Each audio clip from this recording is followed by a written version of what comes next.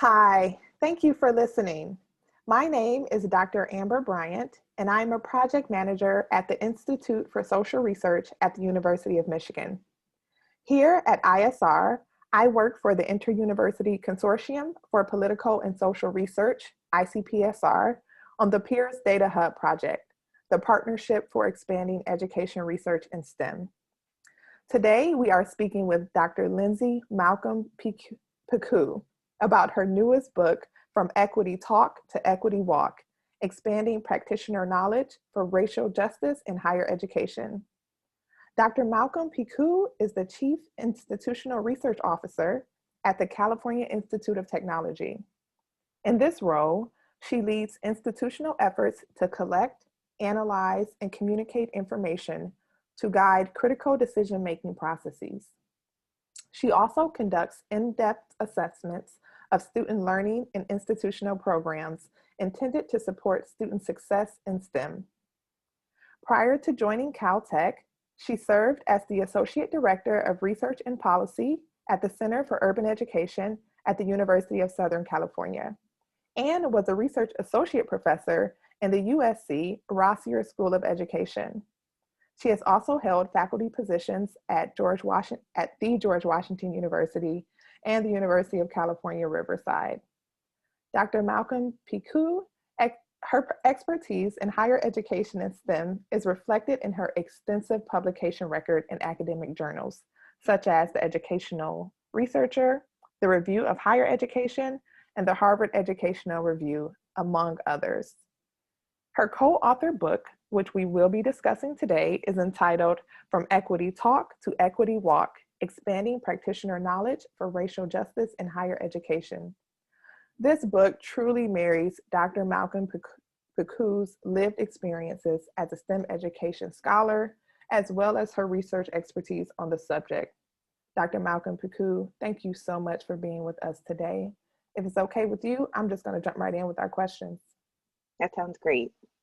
Okay, awesome. It's such an honor to have you, and I'm very excited. I have your book in hand, and I am ready to get into this conversation. Okay, so just in general, what inspired you to write this book? Well, the book emerged out of the American Association of Colleges and Universities Committing to Equity and Inclusive Excellence project. And in that project, I was the associate director of the Center for Urban Education at the time. And we partnered with AAC&U in order to help guide the design and implementation of institutional equity efforts. So the project was a 3-year project, and in it, 13 institutions with diverse missions and student bodies, they received funding to develop campus action plans to close equity gaps experienced by racially minoritized students, low-income students, first-gen students, and adult learners. So AAC&U and Q, the center for which I used to work, acted as coaches and facilitators to help practitioners understand the nature of inequities on their campuses and to develop strategies to understand the causes and how their own institutional policies and practices might be contributing to them. So during the project, and in alignment with the approach that AAC&U, as well as the Center for Urban Education, take to viewing inequity, we challenged the practitioners and the institutions to frame inequity as a problem of practice rather than a problem with students. So rather than provide a bank of off-the-shelf best practices, the project really encouraged campus teams to engage and sustain deep self-examination of how inequities manifest within their own institutional context. And we also challenged them to look at their own practices with new eyes to see what they could do to close gaps by changing those practices. It was clear from the campus teams that the approach to closing equity gaps that we were proposing was unlike anything they had ever seen or considered. My co-authors, Tia Brown McNair and Estella Ben-Simone, and I felt that given the attention being paid to equity and the challenges that are related to it, we needed to provide a practical guide to help other campuses benefit from this approach. Yeah, that's really, I liked how you said it's a problem of practice and not a problem of the students. I really like how you phrased that angle. And this kind of goes right into our next question of, if you could speak a little bit more about the challenges that universities face, particularly predominantly white institutions, when it comes to providing an equitable learning environment for their students. That is a really great question. Many universities, including historically white institutions, have mastered the talk part of equity, releasing statements that highlight diversity, equity, and inclusion as an institutional value that they hold dear. But their espoused prioritization of equity rarely translates into equitable outcomes, because it's not accompanied by the realization that institutionalized racism is embedded within many of the university practices, policies, and structures. For example, if I had $1 for every time that, when questioned about the lack of representation of Black, Latinx, and Indigenous students at their institution, a faculty member responded, "Well, we're not going to lower our standards." Just stop and think about the biases and assumptions that are embedded within that comment, rather than thinking about what the institution or its culture or practices may be, how they may act as a barrier to equitable access. The assumption is that racially minoritized students aren't there because they aren't meeting the standards. And the failure to change the way that we make sense of the causes of inequities and our responsibility as higher education practitioners to do something about them is probably the fundamental challenge to providing an equitable environment. Higher education leaders and practitioners often do not consider how everyday taken for granted practices have very real racialized consequences. They've not developed the habit of asking who will be disadvantaged and who will benefit when a new policy or practice is introduced. Some of the biggest barriers to creating racial equity originate from avoidance and an unwillingness to deviate from what is comfortable. Yes. For example, the pervasiveness of colorblindness, where even mentioning race, racism, and the historical and ongoing consequences of white supremacism is seen as threatening or disruptive, is a challenge. The dominant deficit-minded cognitive schema with which we make sense of inequities as stemming from deficits in students and their families and their communities is a challenge. Achieving racial equity is difficult, but the first step involves changing one's mindset. Instead of asking the question, why aren't racially minoritized students successful at college X? The question should be, why aren't we practitioners at college X successful with racially minoritized students? And that change in mindset really does take sustained reflection and engagement and discussion and a willingness to change what we've always done. And that is one of the biggest challenges, is getting, people willing to kind of engage in that kind of reflection and in that kind of change. Yeah, it's really good to hear, because I have heard maybe on like an individual or social level how ignorance protects power and privilege across generations. And just hearing how you explain the challenges at these historically white institutions, it sounds like that carries over into institutional outcomes that we're seeing. Is that, like you said, that practice of avoidance that allows certain, prejudices to continue. So very Absolutely. good. Awesome. So in chapter 3, you discuss equity-minded data. Can you tell us what equity-minded data is, or what makes data equity-minded? Sure. So it's often said that you can't fix what you can't see. And typically, and I know this as an IR professional at Caltech, institutions present student outcome data in the aggregate, where all students are put together. We are looking at an institutional average. And when we do that, it obscures whether and where inequities exist. So institutional data disaggregated by race is really essential to making the equity gaps commonly experienced by Black, Latinx, Indigenous, and other racially minoritized students visible. But as we explain in the book, shining the light on racial inequities is just the starting point in the pursuit of equity. It's not the end goal. And there are specific data practices like disaggregating data that can spur equity-minded sense-making among practitioners, which is a process of critical reflection and meaning-making through which practitioners come to interpret equity gaps as a sign that their practices aren't working as intended and that they need to be changed in order to close those equity gaps. So what we see instead is practitioners, they tend to rationalize lower graduation rates or representation in STEM fields or other outcomes by blaming it on students, their cultural, motivational, educational, and aspirational deficits. But in contrast, being equity-minded involves recognizing that stratified patterns of access and outcomes are rooted in the previous and ongoing exclusionary practices and racism within higher education. Equity-minded individuals are conscious of the ways in which higher education practices, policies, expectations, and norms tend to place the responsibility for redressing inequities on members of marginalized groups, instead of on the institutions and the practitioners that have a professional responsibility to remedy these gaps. So instead of viewing inequality as being predictable or natural or something that's unavoidable, equity-minded individuals allow for the possibility that they might be created or exacerbated by taken for granted practice and policies.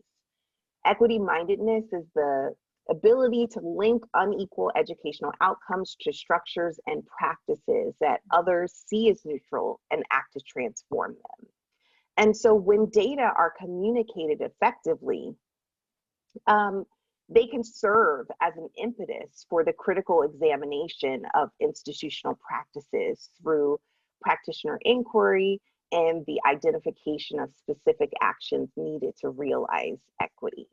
So it's not really the data themselves that are equity-minded. What we're trying to encourage is the presentation of data in a way that will spur or spark or catalyze that process.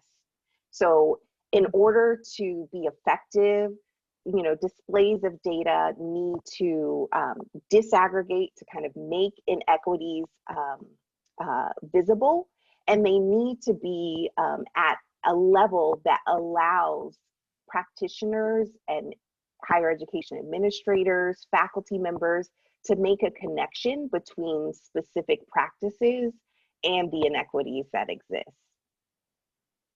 Gotcha. So you kind of answered my next question, but I'll still ask just in case you want to kind of explain a bit more. But what kind of data should researchers try to develop?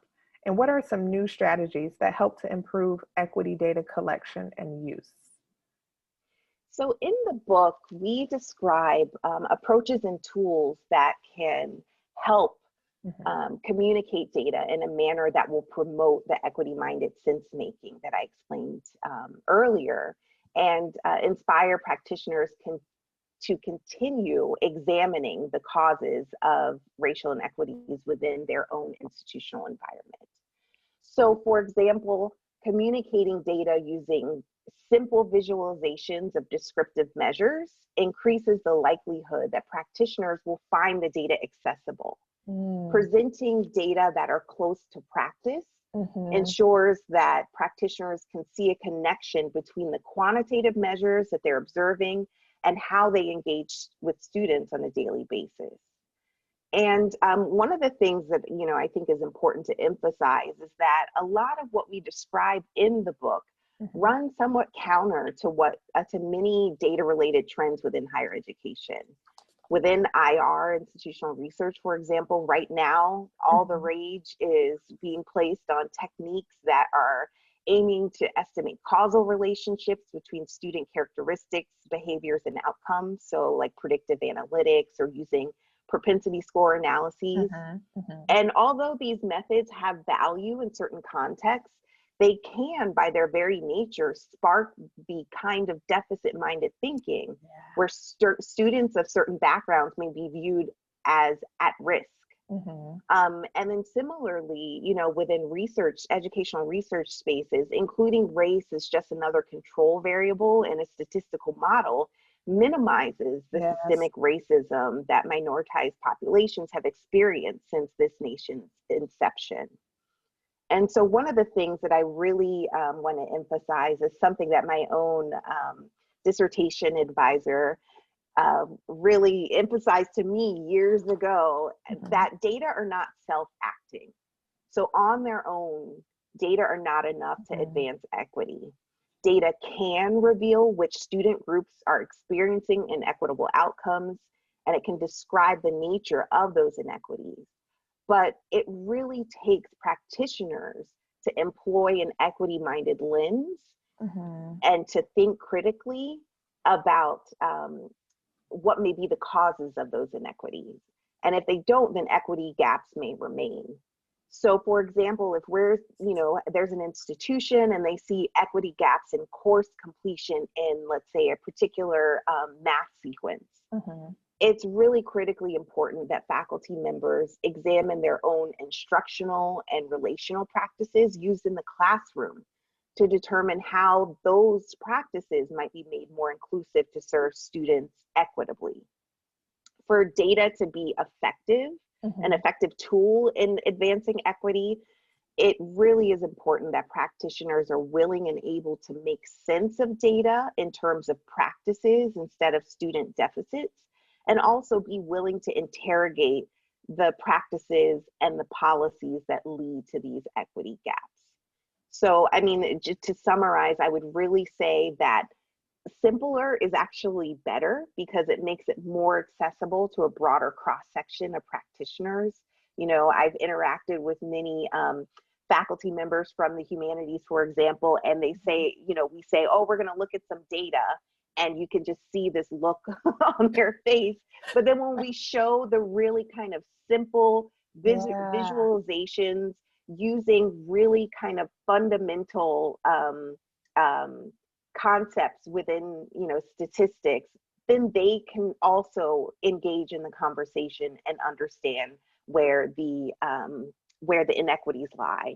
You know, I think when it comes to kind of institutional action and using data in that context to kind of help an institution improve its own practices and to close equity gaps, simpler is really better, because I think oftentimes using really complicated statistical techniques and using very technical terms can kind of make the discussion inaccessible to all practitioners. And we really need everyone collaborating together in order to close racial equity gaps.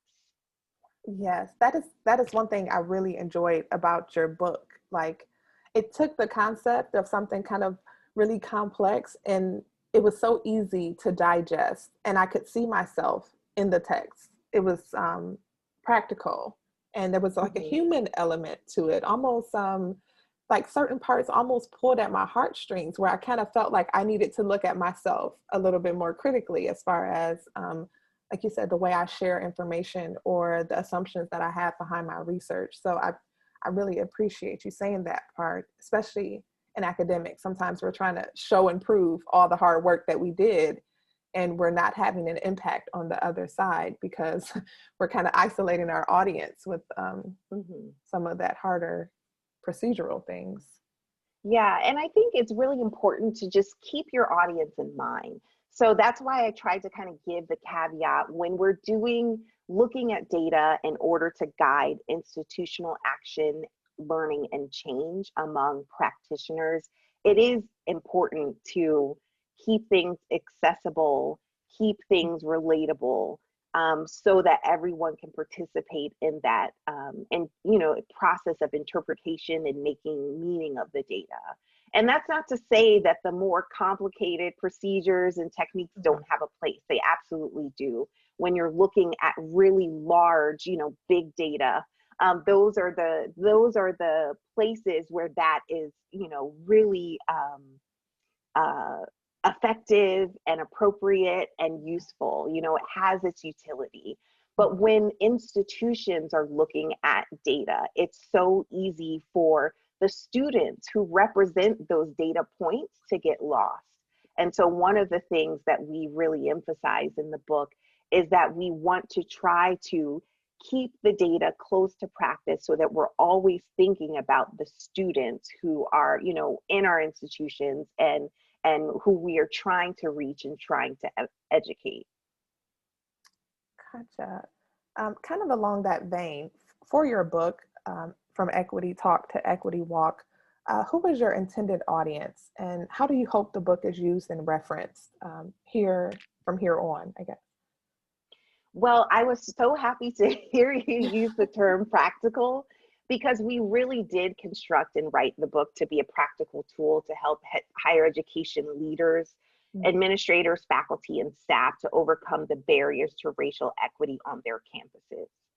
So the approaches described in the book, there's unlike so many of the other approaches that are typically used to address racial inequity. Because in the book, we argue that the solution doesn't lie in a new program, but it lies within educators themselves, who are willing to do the difficult work of critical self-reflection, learning, and change. And so we really wrote it for, a practitioner in any role who has a responsibility towards the educational mission of a higher education institution. And we, try to include case study examples, to use really plain language, when possible, but also kind of providing the theoretical foundations and references so people who want to read more can go learn more. But it was really intended to be a practical guide, because I think one of the things that is evident and became evident throughout my work with the Center for Urban Education is that a lot of higher education practitioners want to help advance equity. Yes. They don't want to see equity gaps, but they just don't know what to do. They don't know how to change it. It feels like such a huge challenge. And so what we've tried to, in the book, show how they can localize it, how they can come to understand the nuances and idiosyncrasies of inequitable outcomes on their campuses in order to develop the solutions by changing practices, that will work best for their context, for their and for their students, and just the broader campus community. So really, it's kind of like a guidebook that, we can't tell you exactly, if you do A, B, C, D, all the way to Z, you will get to the end goal, which is the creation of equity. But it's really kind of providing the tools and, raising the important questions and advocating for a change in mindset and a change in approach to addressing the question. That's really what we intended to do with the book. And I hope that, we have achieved that goal. It's been really well received. And I hope that just in the future, folks will continue to use it. I think we tried to write it to be a timeless tool, so that moving forward, just addressing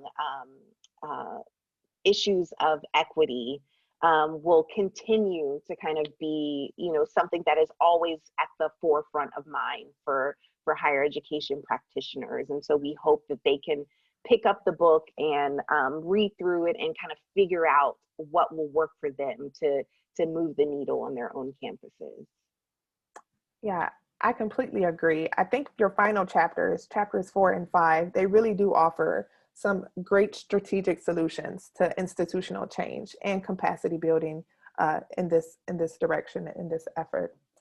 So as a final takeaway to this interview, And for folks who are listening who want to know, what can I do different today? You know, when I go back to my institution or in my new, you know, in my current role as a researcher, a scholar, or a university staff member, what can I do now to advance the cause and objectives towards more racial justice in higher education? So, you know, what I would really emphasize is that change in mindset. That has to happen first. And so, you know, kind of changing the way that we think about racial equity, not seeing it as something that we, you know, it would be nice to have it, but to realize that it is an indicator of your effectiveness as an institution and an educator. And so going forward, ensuring that equity is always, you know, centered in conversations. When you're thinking about, you know, where you should place your resources, what you should prioritize, adopting racial equity, you know, and having it be at the forefront of your mind. It's really important to lead with equity and being willing to question what you've always done when those practices reproduce the persistent inequities that we continue to observe today.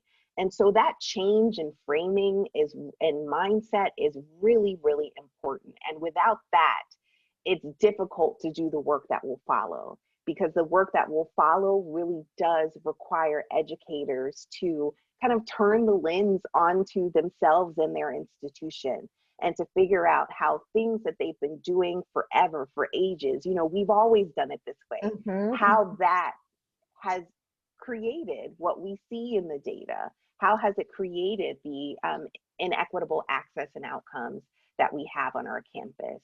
And so, you know, that kind of shift in schema, going from a deficit-minded perspective to an equity-minded perspective, is really the first step. And that willingness to, you know, be vulnerable and recognize that, you know, people aren't criticizing you as a practitioner. There's, you know, it's about figuring out how can we make our practices and approaches more effective in creating equity. And I would say that that is really the takeaway message. I think in the book there are a lot more specific you know, steps and strategies, but really underlying all of that, the change in mindset needs to happen first. And I think a lot of practitioners are willing to, you know, change that mindset, but it's almost like they don't realize that that is, you know, how they've been operating all along, because it's almost invisible. It's so normalized to, you know, attribute inequity to the students themselves. It's so normalized, and we've done it for so long that we don't even realize we're doing it anymore. And so really kind of making the familiar unfamiliar, and questioning the assumptions that underlie the practices and policies and approaches that we take within higher ed institutions is really the first step. And I think it's one of the most important steps. And once you take that first step, I think you're well on your way to, you know, your journey towards equity. Oh, that is so, you have to start with the man in the mirror. We've heard it before. So, yeah, I completely agree with that. Thank you so much for your time and for being with us today, Dr. Malcom-Piqueux. Listeners, you can purchase the book online through Amazon, as well as in stores at Barnes & Noble. There are several online retailers that have it, so hopefully you can find a good retailer for you. Again, the title of the book is From Equity Talk to Equity Walk: Expanding Practitioner Knowledge and Racial Justice in Higher Education. It is a must read, it is timely, and it is timeless. Okay, so definitely go pick it up. Thank you so much again, and until next time, bye-bye.